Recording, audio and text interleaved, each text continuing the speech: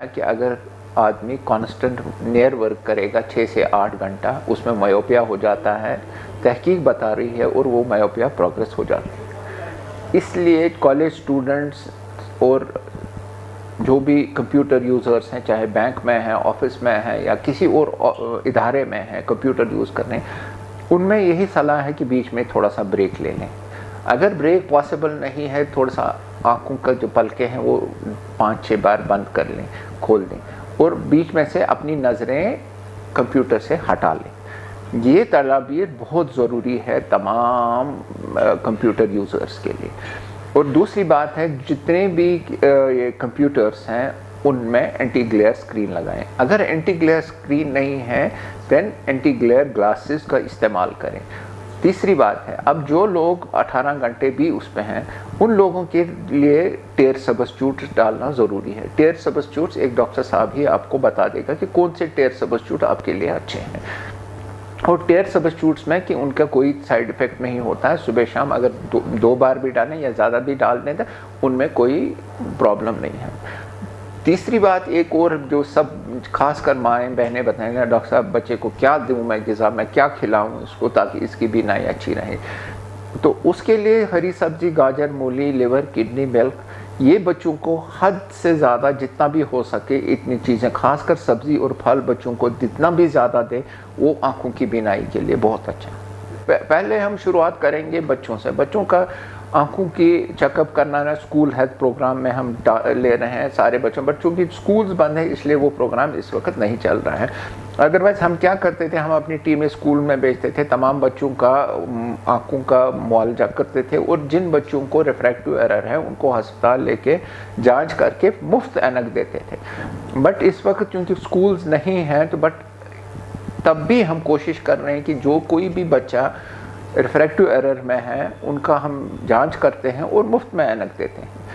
फिर रहे college students में यही है कि प्यूबर्टी मायोपिया होता है कि 15-16 साल की एज में प्यूबर्टी मायोपिया होता है, जिसमें दूर की बिनाई कम पड़ती है, नज़दीक ठीक रहता है। इन पेशेंट्स को, इन स्टूडेंट्स को हम यही सलाह देंगे कि हमारे पास आइए और हम आपकी आँखों का जांच करके और इस वक्त ऐनक लगा के या दवाई से आपकी आँखें सेहतियाब होंगे।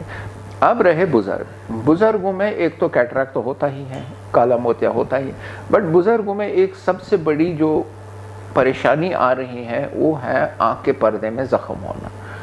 आँख का पर्दा पतला पड़ जाता है, आँख में सुराख पड़ जाता है जिससे खून आता है, जिसको एज रिलेटेड मैक्युलर डिजेनरेशन कहते हैं। इसकी अलामात क्या है? इसकी अलामात है कि अगर एक बुज़ुर्ग अखबार पढ़ सकता था या किताब पढ़ सकता था, नहीं पढ़ पाता है, और दूसरी बात है कि अगर कोई स्ट्रेट लाइन है वो टेढ़ी दिखती है, या कोई आदमी है ये टेढ़ा मेढ़ा दिखता है। यही अलामात हैं कि एज रिलेटेड मैक्युलर डिजेनरेशन शुरू हो गया। एज रिलेटेड कोई मैक्युलर डिजेनरेशन कोई परेशानी की बात नहीं है, इसमें भी इलाज है। इसमें 2 किस्म है, एक ड्राई है, एक वेट है। ड्राई जो होता है वो दवाइयों से ही ठीक होता है, और वेट जो है उसमें भी इंजेक्शन लगते हैं, किसी को 3 लगते हैं मंथली या किसी को 6 भी लगते हैं। मगर उसमें यही है कि अगर वक्त पे डायग्नोज किया जाए, वक्त पे इलाज किया जाए तो ट्रीटमेंट 100% सक्सेसफुल रहता है। बट अगर डिले किया जाए, उधर एक स्कार बन जाता है, उसको फिर ऑपरेशन के ज़रिए भी ठीक नहीं किया जा सकता। ऐसा है ठंडा मौसम का, गर्म मौसम में कोई ख़ास नहीं है। हाँ इतना है कि आज सर्दी के मौसम के क्योंकि ड्राइनेस हो गई, गर्दा धूल बहुत ज़्यादा है, सड़कों पे बहुत ज़्यादा धूल है, या बागों में या जहाँ आजकल खेती बाड़ी करते हैं वहाँ गर्दा बहुत है, धूल बहुत है। ऐसे लोगों के लिए मैं यही गुजारिश करूँगा कि घर पहुँचते ही आंखें ठंडे पानी से धो लें। ठंडे पानी कौन सा होना चाहिए? वो नलके का पानी नहीं होना चाहिए, वो नदी का पानी नहीं होना चाहिए। एक बॉटल बॉईल करनी है 10-12 मिनट, उसको फिर ठंडा करके छींटे मारनी है आँखों के। अगर ये सुबह शाम करें तो बहुत फ़ायदा रहेगा। हाँ अगर तब भी कोई परेशानी रहे, अपने डॉक्टर साहब से सलाह करके कुछ देर के लिए ड्रॉप्स दे देंगे, आपको बिल्कुल सेहतियाब रहेंगे। ऐसा है कि लेज़र्स के तभी फ़ायदे होंगे, सपोज़ लेज़र्स हम यूज़ करते हैं ब्लड प्रेशर के मरीज़ों में या डायबिटीज़ में, जब तक ब्लड प्रेशर कंट्रोल ना हो, शुगर कंट्रोल ना हो, किडनी फंक्शंस नॉर्मल ना हो, कोई लेज़र काम नहीं करता है। लेज़र जो है वो एक एडजुवेंट थेरेपी है। वो क्या करता है, जहाँ छोटी छोटी नसें हैं वो फटी हुई हैं उसको बंद कर देता है। हम यहाँ पे दाएं नसें बंद करेंगे, ब्लड प्रेशर चढ़ गए, वो बाएं से फट जाते हैं, ऊपर फट जाती है आँख में, नीचे पर्दे में फट जाती हैं। इसलिए जब तक मरीज़ इलाज नहीं करेगा सही से, शुगर कंट्रोल नहीं करेगा, ब्लड प्रेशर कंट्रोल नहीं करेगा, तो वो लेज़र कामयाब नहीं रहता है। और उसके लिए क्या तदाबीर करनी है? नंबर 1 है कि ब्लड प्रेशर का दवाई तो रोज़ खाना है, शुगर की दवाई रोज़ खानी है, चाहे इंसुलिन हो। इंसुलिन की वजह से बहुत फ़ायदा हुआ है पेशेंट्स को। और आजकल जो ये लॉन्ग एक्टिंग इंसुलिन आते हैं, ज़्यादा से ज़्यादा दिन में एक ही इंजेक्शन लग जाता है पेशेंट को। और तीसरी बात है कि चलना है। कम से कम डायबिटीज़ मरीज़ को, ब्लड प्रेशर मरीज़ को 40 से 60 मिनट तक रोज़ चलना है। नमक कम करना है, जो रोगनियात हैं उनको कम करना है, भूखा नहीं रहना। बहुत सारे पेशेंट ऐसे हैं कि बोलते हैं डायबिटीज़ है, मैं कुछ नहीं खाऊंगा, खीरा खाऊंगा या मूली खाऊंगा, नतीजा उनके जो विटामिन्स की मिकदार है वो कम हो जाती है, या तो फिर इन्फेक्शन के कम हो जाते हैं या मैल न्यूट्रिशन के लिए परेशान हो जाते हैं। इसलिए बंद नहीं करना है, दवाई भी खानी है, ग़िज़ा भी ज़रूरी है।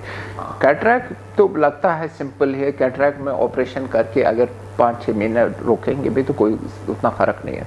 मगर फिर एक ऐसा स्टेज आता है कि आँख का जो ये कैटरैक्ट है ये सूज जाता है, जिसको फेकोमॉर्फिक ग्लाकोमा कहते हैं। कि इस सूजने की वजह से आँख के अंदर प्रेशर बढ़ जाता है और आँख से दिमाग की जो तरफ नस है वो उसको खुश्क कर देता है, नतीजा फिर ऑपरेशन से भी फ़ायदा नहीं हो। हाँ, मरीज़ों से यही रिक्वेस्ट है कि जो ही कैटरैक्ट डायग्नोज हो इसको निकाल दो। और आजकल ये जो अच्छे लेंसेज आते हैं, फोल्डेबल लेंसेज आते हैं, ये पायदार लेंसेज हैं, इनमें बीनाई अच्छी रहती है, दिखने में अच्छा रहता है और कोई तकलीफ़ नहीं होती। मैसेज यही है, अपनी सेहत का ख्याल रखो, ये ज़िंदगी रोज़ रोज़ नहीं है।